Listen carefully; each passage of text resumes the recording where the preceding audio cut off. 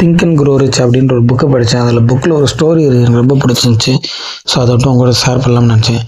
இதில் பார்த்தீங்கன்னா ஒருத்தவர் இருக்கார். அவர் என்ன பண்ணுறாரு பார்த்தீங்கன்னா, அவர் பேர் டார்பி. பூமிக்கு அடியில் தங்கம் இருக்குன்னு சொல்லிட்டு அதை தோன்றதுக்காண்டி மிஷின்ஸ்லாம் வாங்கிட்டு வந்து அந்த பூமியை வந்து தோன்றாரு. தோண்டிக்கிட்டே போகும்போது பார்த்தீங்கன்னா தங்கம் இருக்கிறதுக்கான அடையாளம் தெரியுது. பட் கொஞ்சம் தூரத்துக்கு அப்புறம் பார்த்தீங்கன்னா அந்த தங்கம் இருக்கிறதுக்கான அடையாளமே அவருக்கு தெரியாமல் போயிடுச்சு. அதனால் அவர் முயற்சியை கைவிடாமல் தோண்டிக்கிட்டே இருக்கார். பட் ஒரு பாயிண்ட் ஆஃப் டைமில் அவர் வந்து அந்த ஹோப் போயிடுச்சு.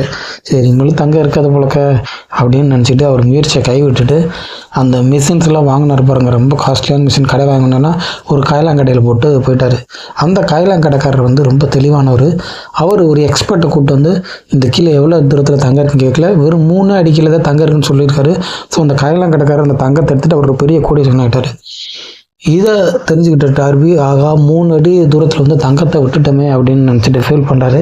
அடுத்து அவர் ஒரு இன்சூரன்ஸ் ஏஜெண்ட்டாக ஜாயின் பண்ணி இன்சூரன்ஸை செல் பண்ணி கேட்கும்போது அவர்கிட்ட யாராச்சும் எனக்கு இன்சூரன்ஸ் வேணாம், இன்சூரன்ஸ் முடியாது அப்படின்னு சொன்னாங்கன்னா அவருக்கு ஞாபகம் வர்றது இந்த 3 அடி தூரத்தில் தங்கத்தை தோன்ற விட்டுட்டோம் பார்த்தீங்களா அப்படின்றது அவர் ஞாபகம் வரும். ஸோ அவர் அப்போ தான் பார்த்தீங்கன்னா அதை ரொம்ப புஷ் பண்ணுவார்.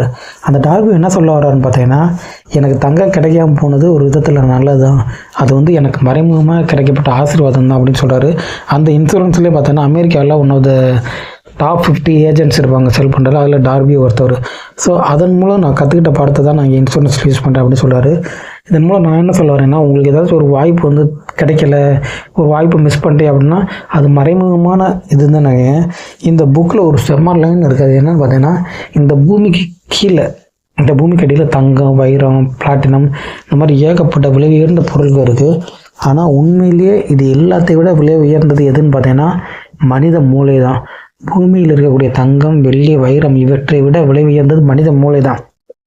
இந்த மூளையை வச்சு நம்மளால் தங்கம், வைரம், பிளாட்டினம் இந்த ஏகப்பட்ட விஷயங்கள் வந்து சம்பாதிச்சிக்க முடியும்.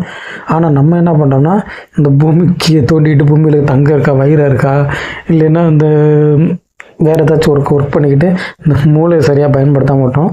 ஸோ இருக்கிறதுலே விலை மதிப்புன்றது உங்கள் மூளை தான். இந்த மூளையை பயன்படுத்துங்க. பணம் சம்பாதிக்கிறதுக்கு உங்களோட நேரத்தை பயன்படுத்தாமல் உங்களோட மூளையை பயன்படுத்துங்க.